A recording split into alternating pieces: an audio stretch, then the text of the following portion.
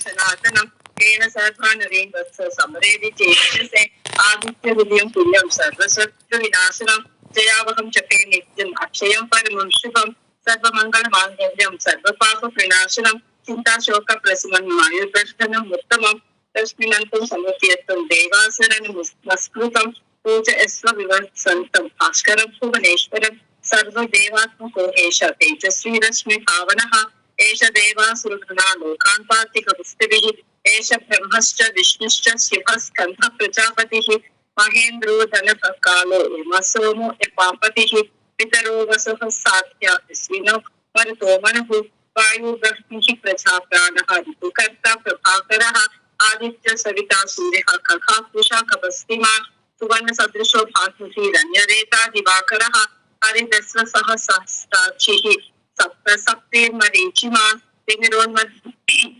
तिमिरोन्मत्तः न शंकुस्त्वाश्च मार्ताण्डः शुमान् हिरण्यगर्भः शिशिरस्तपनो भास्करो रविः अग्निगर्भोदितः पुत्रः शङ्कः सुशिरनाशनः व्योमनाथः समो वेदी विद्युत्सामपारगः घनवृष्टिरपां मित्रो विद्याविधिप्लवङ्गमः अतिथि मण्डले मृत्युः पिङ्गलः सर्वतापनः कविर्विश्वो महातेजा सर्वभवोद्भवः नक्षत्र ग्रह ताराणाम् अधिको विश्वभावनः तेजसामपि तेजस्वी द्वादशात्मा नमोस्तुते नमः पूर्वाय गिरये पश्चिमायात्रये नमः ज्योतिर्गणापतये दिनाधिपतये नमः जयाय जयभद्राय अव्यश्वाय नमो नमः नमो नमः सहस्रांशो आदित्याय नमो नमः नमः उग्राय वीराय सारंगाय नमो नमः नमः पद्मप्रबोधाय प्रचंडाय नमो नमः ब्रह्मेशान्याच्युतेशाय सूर्यादित्य वर्चसे सुभाषते सर्वभक्षाय रौद्राय वपुषे नमः तमोघ्नाय हिमग्नाय शत्रुघ्नाय मितात्मने कृतघ्नाय देवाय ज्योतिषापतये नमः तप्तचामी कराभाय हरये विश्वकर्मणे नमस्तमोभिरिग्नाय जये लोकसाक्षिणे नाशयतेश वैभूतं तमेव सृजति प्रभुः पायतेश तपस्तेश वर्षतेश खगस्तिभिः एष सुप्तेषु जागर्ति भूतेषु परिनिष्ठितः एष चैवाग्निहोत्रं च फलं चैवाग्निहोत्रणं वेदाश्च क्रतवश्चैव क्रतूनां फलमेव च यानि कृत्यानि लोकेषु सर्वेषु मरप्रभुः येन मापस्सु पुत्रेषु कान्तारेषु भयेषु च कीर्तयन् पुरुषः कश्चिनावसीदति राघव पूजय स्वयमेकाग्रो देवदेवं जगत्पतिम् एतद्विगलितं चत्वा युद्धेषु विजयिष्यसि अस्मिन् क्षणे महाभागो रावणं तं वदिष्यसि एवं उक्त्वा तथागस्त्यो जगामाच यथागतम् एतत् श्रुत्वा महातेज नष्टशोको भवत्तदा धारयामास सुप्रीतो राघवः प्रेतात्मवान् आदित्यं प्रेक्ष्य चक्रेतं परं पश्चिमवाप्तवान् श्रीराजम्य सुचिर्भूत्वा धनुरादाय वीर्यवान् रावणं प्रेक्ष्य हृष्टात्मा जयार्थं समुपागमत् सर्वयत्नेन महता वध्यत् तस्य वृतोऽभवत् अतः रविवरदन् निरीक्ष्य राममुदितमनः परमं प्रहुष्यमानः निशिचरपति संशयं विदित्वा स्मृतमधिगतो वचस्त्वरेति इत्यर्थे श्रीमद् रामायणे वाल्मीकीये युद्धकाण्डे सप्तोत्तर शततमः सर्गः। हरि ओं तत्सत्। जय श्रीराम। ధన్యవాదాలు. జై శ్రీరామ్ అండి. ధన్యవాదాలు. భారతి గారు కనకదార స్తోత్రం ఎవరైనా చేస్తారండి?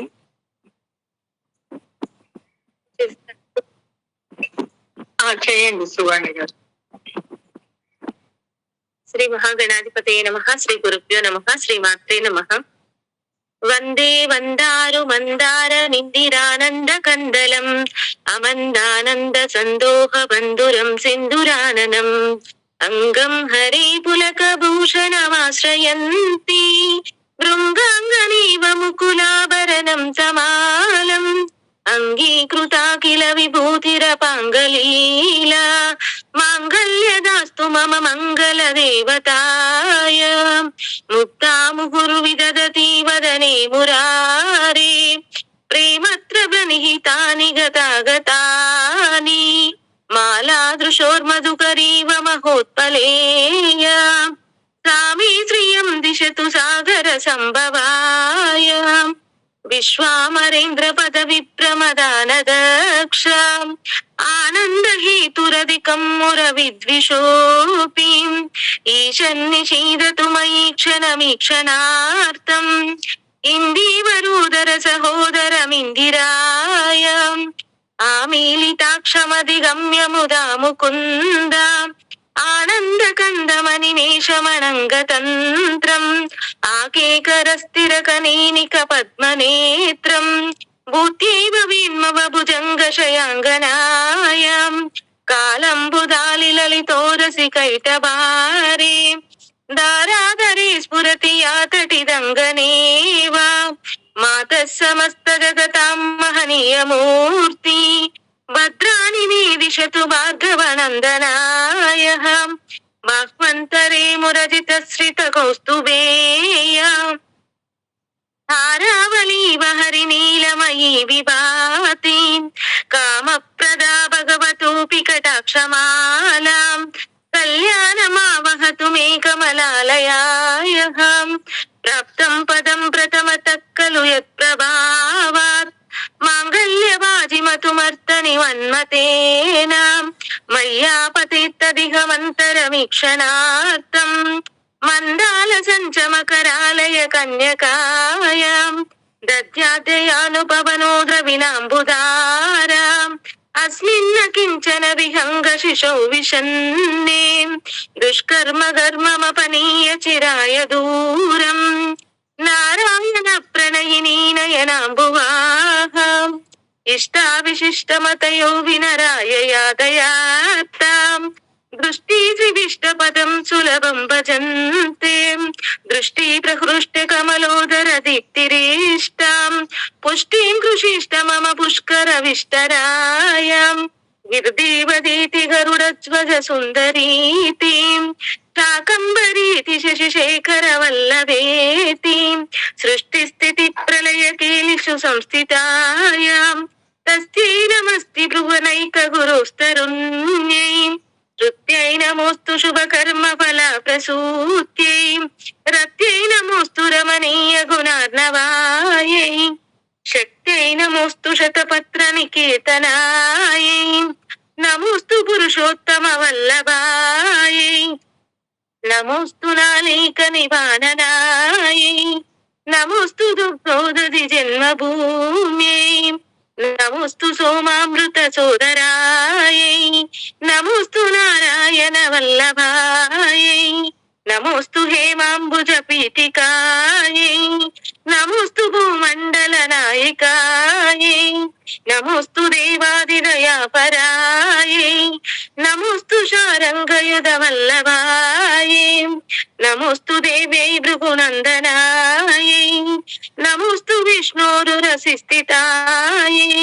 నమోస్తు లక్ష్మీ కమలాలయాయై నమోస్తు దామోదర వల్లభాయై నమోస్తు కాంతే కమలేక్షణాయై నమోస్తు భూత్యై భువన ప్రసూత్యై నమోస్తు దేవాది విరచితాయై నమోస్తు నందాత్మజ వల్లభాయై సంపత్కరాని సకలేంద్రియ నందనాని సామ్రాజ్యదాన నిరతాని సరోరుహాక్షి వద్వంద్వనాని దురితాహరణోద్యతాని మావీవ మాతర నిశం కలయంతు మాన్యేం యక్కటాక్షసముపాసనా విధిః సేవకస్య సకలార్థ సంపదః సంతనోతి వచనాంగమానసైత్వాం మురారి హృదయీశ్వరిం భజే సరసి జనయని సరోజహస్తే ధవలతరాం శుకగంధమాల్య శోభే భగవతి హరివల్లభే మనోజ్ఞే త్రిభువన భూతికరీ ప్రసీద మహ్యం దిగ్భస్తిభి కనక కుంభ ముఖావసృష్ట స్వర్వాహిని విమల చారు జలాక్లుతాంగిం ప్రాతర్నమామి జగతాం జననీ అశేషలోకాధినాథ గృహిణీమృతాబ్ది పుత్రీం కమలే కమలాక్ష వల్లభే త్వం కరుణాపూరతరంగితైరపాంగే అవలోకయ మమ కించనానాం ప్రథమం పాత్రమ కృత్రిమం దయాయః బిల్వాటనీ మధ్య లసస్తరోజే సహస్రపత్రే సుఖ సన్నివిష్టాం అష్టాపదాంబోరుహ పాణి పద్మాం సువర్ణ స్వర్ణవర్ణాం ప్రణమామి లక్ష్మీం కమలాసన పానినా లలాటే లిఖితామక్షర పంక్తిమస్య జంతోః పరిమార్జయ మాతరంఘ్రిణాప్తే ధనికద్వార నివాస దుఃఖదోక్త్రిం అంబోరుహం జన్మగృహం భవత్యాః వక్షస్థలం భర్తగృహం మురారేః కారుణ్యత కల్పయే పద్మవాసే లీలాగృహం మే హృదయారవిందం